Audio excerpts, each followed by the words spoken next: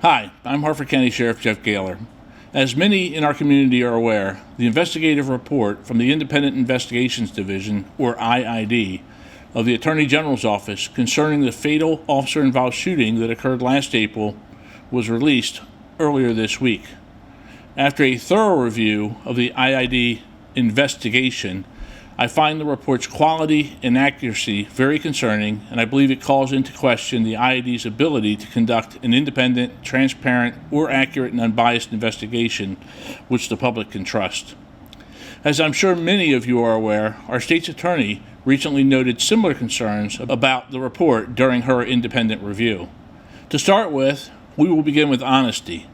The fact that the IID report states very clearly that their investigators were prevented from viewing any body camera or other video footage recovered by the Harford County Sheriff's Office on the IID's own timeline is not a simple mistake, but rather a mischaracterization of reality and an out-and-out fabrication of the facts.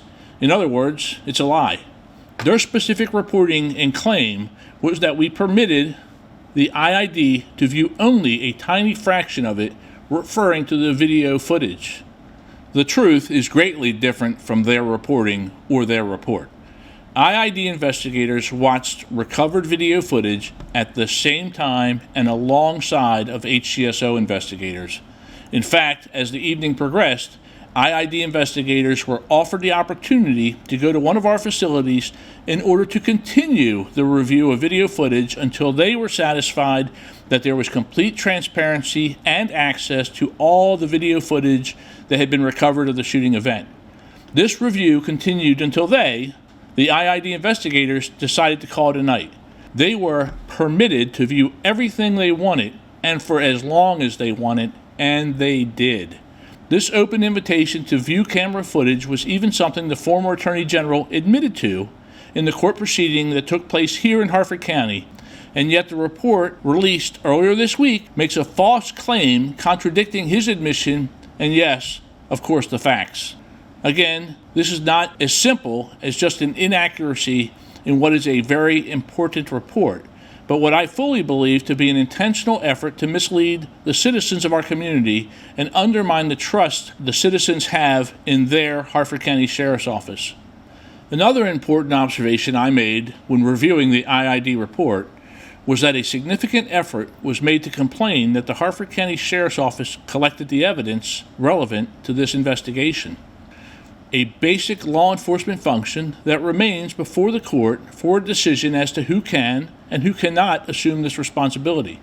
To be clear, the only thing the court has weighed in on so far is who can physically maintain the evidence after it is collected. This, of course, runs afoul to the previous Attorney General's position that this cannot happen and it's not consistent with best practices.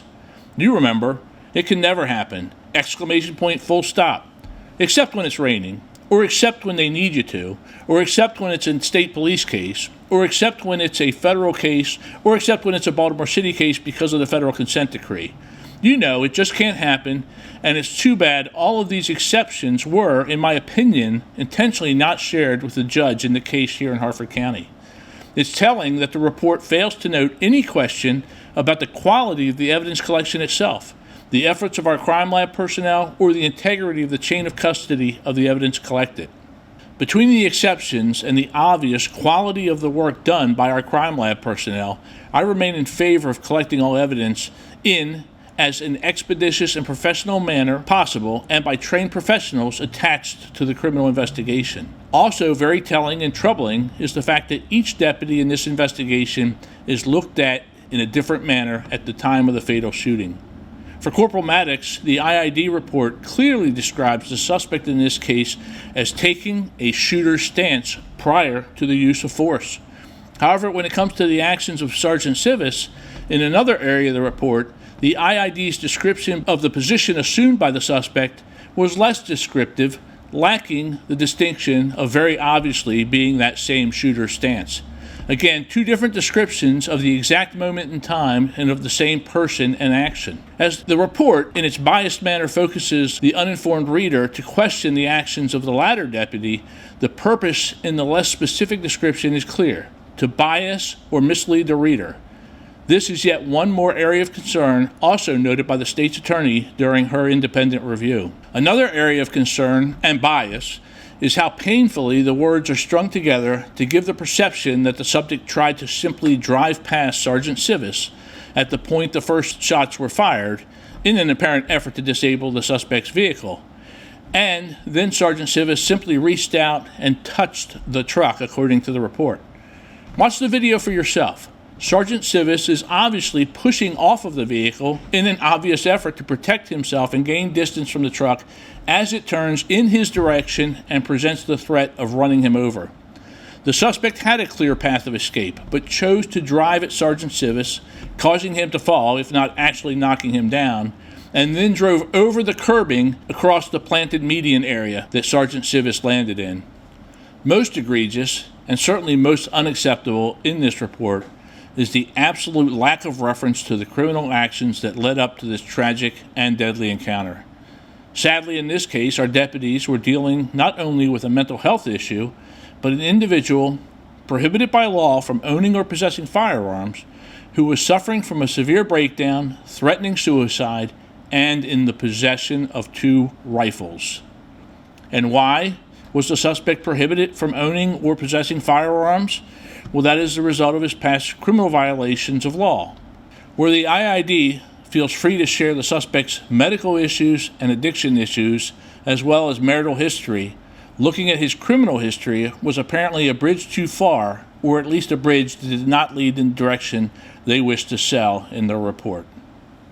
Yes, our personnel knew about the rifles because the 2 individuals who provided and or purchased these weapons in violation of the law for the suspect were the ones who told deputies he had them. There's absolutely zero doubt in my mind that had this not been the case, this prohibited individual had not been known to be in the possession of 2 firearms, that this incident would not have ended the way that it did. Why is this not included in IID's report?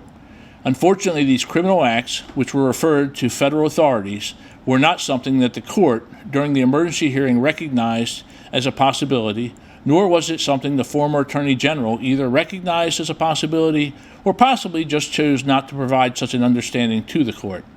Maybe these facts just did not support his narrative. In fact, in his remarks before the court, he called our desire to pursue underlying or connected criminal actions in the case as being a phantom. Let me be clear. One of the very first steps in an investigation where there are firearms involved is to figure out where those weapons came from and if they are legally obtained and possessed. The fact that this is not addressed in this report to the public is very troubling. Sadly, there are other examples of concerns and issues with this report's accuracy as well. As I have said for nearly a year, it's the duty and function of local law enforcement to investigate potential crime or criminal acts that occur within the boundaries of our county and which are absolutely outside the purview of IID. An officer-involved shooting is perhaps the most traumatic event an officer will encounter during a career. Fortunately, few officers will be directly involved in a shooting situation, but the effects of such events touch not only on the officer involved, but the men and women of the involved agency and the community as a whole.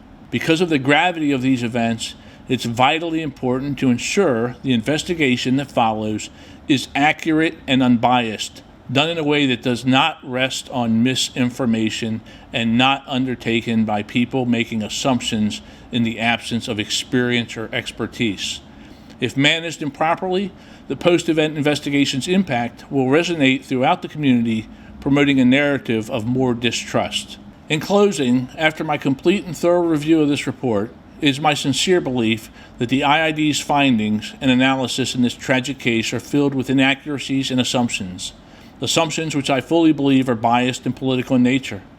The actions of our deputies were truly independently reviewed by not one, but 2 elected state's attorneys here in our county who each declined prosecution, finding their actions within the justifiable use of force standard. In addition, there are no violations of Sheriff's Office policy that have been noted. At the end of all of this, we must not forget a life was lost, and I feel for that individual and for those close to him, but I also feel for our personnel who were placed in a dire situation and were forced to make a life or death split-second decision. It should not be too much to ask that a fair and honest, as well as truly independent review of these types of incidents occur. Sadly, for every police officer in our state, it does not appear that this is what has emerged from the formation of the IID.